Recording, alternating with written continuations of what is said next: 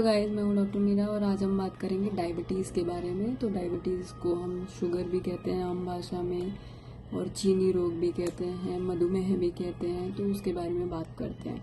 तो बेसिकली क्या होता है कि जो हमारा अग्नाशय होता है यानी पैनक्रिया होता है, वहाँ से इंसुलिन का सिक्रेशन होता है। और वो इंसुलिन का क्या काम होता है, जो हमारा जो रक्त में यानी ब्लड के अंदर जो शर्करा होती है उसको ऊर्जा में कन्वर्ट करने का काम होता है, यानी एनर्जी में कन्वर्ट करने का काम होता है। लेकिन कई बार क्या होता है कि जब पैनक्रिया से प्रॉपर इंसुलिन का सिक्रेशन नहीं हो पाता है, तो उसकी वजह से क्या होता है कि जो इंसुलिन है वो जो ब्लड के अंदर शर्करा है ना, चीनी है, उसको ऊर्जा में कन्वर्ट नहीं कर पाता है। और उसकी वजह से क्या होता है कि जो हमारा ब्लड होता है, ब्लड के अंदर जो चीनी का लेवल होता है यानी शर्करा का या शुगर का लेवल होता है वो बढ़ जाता है, जिसकी वजह से मधुमेह रोग हो जाता है। उसको ही हम डायबिटीज़ कहते हैं।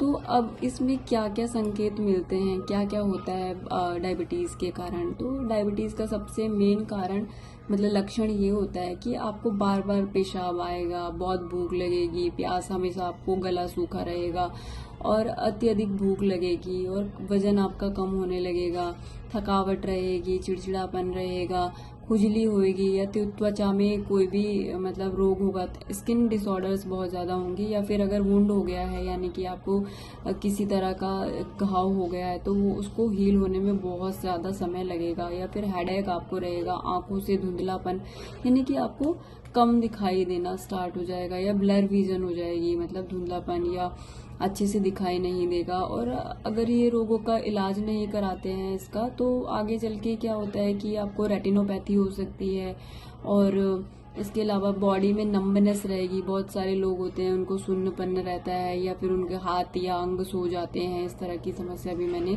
डायबिटीज़ के, या फिर पैरों में बहुत ज़्यादा जलन रहती है, हाथ पैरों में इस तरह की प्रॉब्लम रहती है, या मुंह सूखा रहेगा, हमेशा मुंह ड्राइनेस रहेगा, और स्किन भी कई बार ड्राई दिखती है इस तरह के लोगों की। और रेटिनोपैथी मैंने आपको बताया, या ब्लर विजन, इस तरह की समस्या होंगी। और अगर इसका और इलाज नहीं हुआ तो इसमें क्या क्या जटिलताएं आ सकती हैं, यानी और क्या भयानक चीज़ें हो सकती हैं। तो इसमें क्या होता है कि अगर बहुत ज़्यादा ब्लड शुगर बढ़ गया तो आपके अंग ऑर्गन फेलियर भी हो सकता है, और किडनी फेलियर हो जाएगा, कोमा में चले जाएंगे, या फिर आप पैरालिसिस हो जाएंगे, हार्ट अटैक प्रॉब्लम आ सकती है आपको, इस तरह की समस्या, या डेथ भी हो सकती है अगर बहुत ज़्यादा शुगर, या अंधापन हो सकता है आपको, या रेटिनो रप्चर, आपकी जो रेटिना है वो भी रप्चर हो सकती है ना। तो इस तरह की, और न्यूरोपैथी वगैरह की समस्या आपको आ सकती है ना। इस तरह की समस्याएं आपको आएंगी। अब हम इसको पता कैसे चलाएं। तो बेसिकली क्या होता है कि ग्लूकोमीटर से आप इसको चेक कर सकते हैं, या फिर ब्लड से हम इसका चेक करा सकते हैं ना, शुगर लेवल। तो उसके लिए बेसिकली क्या होगा, जो फास्टिंग होती है वो आपकी 80 टू 80 से 120 तक नॉर्मल होती है, और जो पोस्ट पैरेंडल होती है वो 100 से 160 तक आपकी नॉर्मल होती है, और जो रैंडम ग्लूकोज होता है वो आपका 140 से 200 तक आपका नॉर्मल माना जाता है। ठीक है। फिर इसके अलावा आप HbA1c भी आप टेस्ट करा सकते हैं, अगर आपको और ज़्यादा एक्यूरेसी चाहिए तो वो आप टेस्ट करा सकते हैं। ठीक है। तो इसके साथ साथ अब हम बात करेंगे ट्रीटमेंट की। तो हम ट्रीटमेंट में क्या दे सकते हैं इसको बेसिकली। तो बेसिकली क्या होता है कि इसके लिए इंसुलिन की दवा, मतलब दो तरह के होते हैं, एक इंसुलिन डिपेंडेंट और एक इंसुलिन नॉन डिपेंडेंट। ठीक है। तो जो इंसुलिन डिपेंडेंट होता है उसमें बेसिकली क्या होता है, इंसुलिन के शॉट्स लगाए जाते हैं। ठीक है। उसकी डोजेस एज के हिसाब से कैलकुलेट करके उसको इंसुलिन शॉट्स दिए जाते हैं। ठीक है।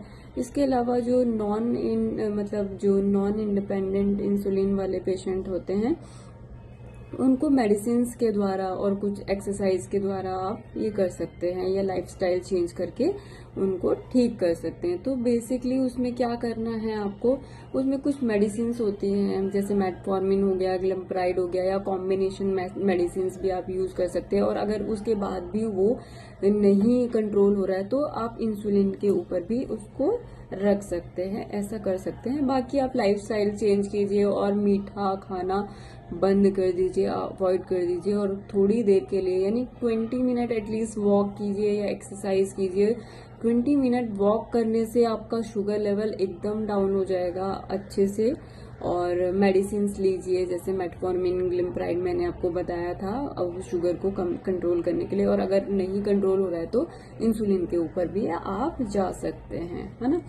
तो अब बेसिकली हम क्या क्या आयुर्वेदिक ट्रीटमेंट लेंगे, तो आयुर्वेदिक में क्या करेंगे, हम वसंत कुसुमाकर रस लेंगे और त्रिभंग भस्म आपको यूज करेंगे। चंद्रप्रभा बटी होती है, क्योंकि क्या होता है, चंद्रप्रभा बटी में त्रिभंग होती है और वो क्या करता है, शिलाजीत होता है। तो क्या कहता है कि जो लोग होते हैं यूरिनेशन की बहुत ज्यादा प्रॉब्लम होती है जिनको शुगर में, तो उसको ये करता है, क्योंकि ज्यादा यूरिन पास हो रहा है तो उसकी वजह से भी आपको डिहाइड्रेशन होगी और वीकनेस आएगी बॉडी के अंदर, ठीक है।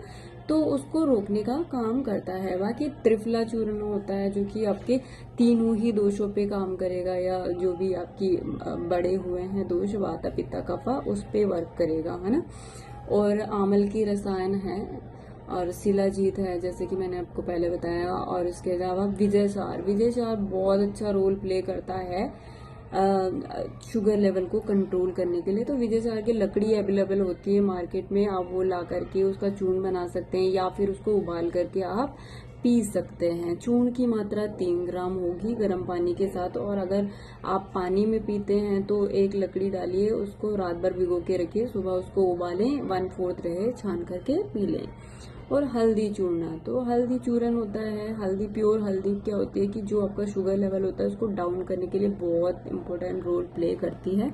तो आप हल्दी भी इसको यूज कर सकते हैं, ठीक है। इसके अलावा बेल होता है ना, बेल, ठीक है, तो वो आप खा सकते हैं। खदीर होता है, क्योंकि खदीर का कषाय होता है, इसलिए वो आपके शुगर लेवल को कम करता है। जामुन के बीज आप यूज कीजिए, जामुन के बीज बहुत अच्छा रोल प्ले करते हैं।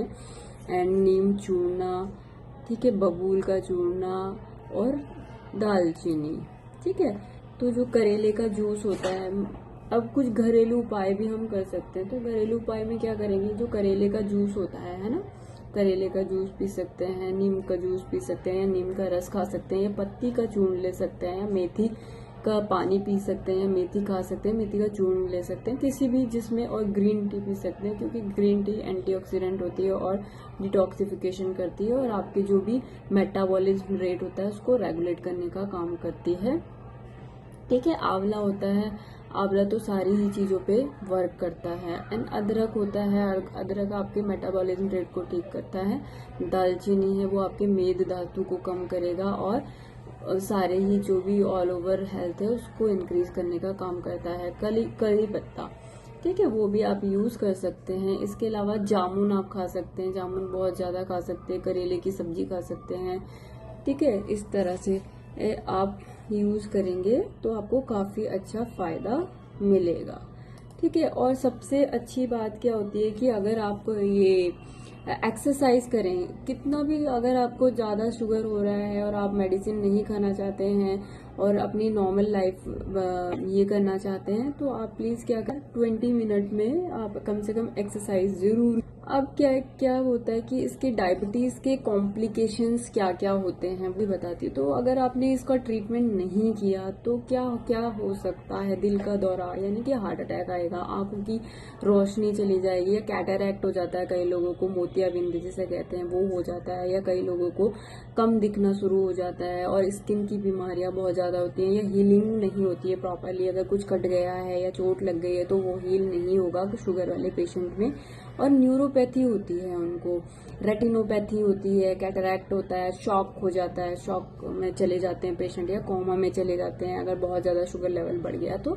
नंबनेस मतलब कि सुन्नपन, बॉडी के अंदर बहुत ज्यादा सुन्नपन रहेगा, मतलब सो जाएंगे, अंग सो जाना, कहीं अगर पैर रखा है तो वो उसमें झुंझुनाहट होगी और वो सो जाएगा, तो इस तरह की समस्या। और बहुत ही ज्यादा अगर शुगर लेवल बढ़ गया तो डेथ भी हो सकती है, जो कि अंडर कंट्रोल नहीं है। तो और किडनी फेलियर भी होगा, क्योंकि इतना ज्यादा शुगर आपकी किडनी छान नहीं पाती है। तो इसलिए ही क्या करना है कि डेली आपको अपना ग्लूकोमीटर घर पे रखना है, या फिर आप जो भी लेबोरेटरी आपको लगती है पैथोलॉजी, वहां से जाकर के आप अपना टेस्ट कराइए, या फिर ग्लूकोमीटर घर पे रखिए, जिससे रेगुलर बेसिस पे आप आपका टेस्ट कर सकें और उसी हिसाब से आप घरेलू नुस्खे यूज कर सकते हैं और एक्सरसाइज करके। शुगर के लिए बेसिकली क्या क्या डाइटों को अवॉइड जो हम करते हैं वो उनको अवॉइड करना चाहिए। सबसे पहले चावल है, चावल में बहुत ज्यादा कार्बोहाइड्रेट होता है, तो उसको आप उसको यूज नहीं करना है। और चीनी होती है, चीनी में तो बहुत ज्यादा कार्ब्स होते हैं, तो उसको आप यूज नहीं करेंगे। मिठाइयाँ डेली बेसिस पे कुछ यूज करते हैं वो, या फिर पैक्ड फूड होते हैं जिनके अंदर शुगर होता है, वो आपको यूज नहीं करना है। अरबी है, अरबी नहीं आपको यूज करनी है। आलू है, आलू यूज, पोटैटोज, स्वीट पोटैटोज आपको यूज नहीं करने हैं। और इसके अलावा कॉलीफ्लावर है, उसमें बहुत ज़्यादा कार्बोहाइड्रेट होता है। और साबूदाना होता है, साबूदाना बहुत ही ज़्यादा कार्ब्स होते हैं, तो उनको आपको यूज़ नहीं करना है। तो इस तरह की जो चीज़ें होती हैं उनके अंदर बेसिकली बहुत ज़्यादा कार्बोहाइड्रेट होता है, वो आपको नहीं खाने। वो आपकी बॉडी में शुगर लेवल को बहुत जल्दी इंक्रीज करते हैं। और हो सके तो हाई फाइबर डाइट लीजिए, एक्सरसाइज कीजिए, ये आपको करना है। मेरे द्वारा दी गई जानकारी आपको पसंद आई तो please like, subscribe and share to my channel. Thank you.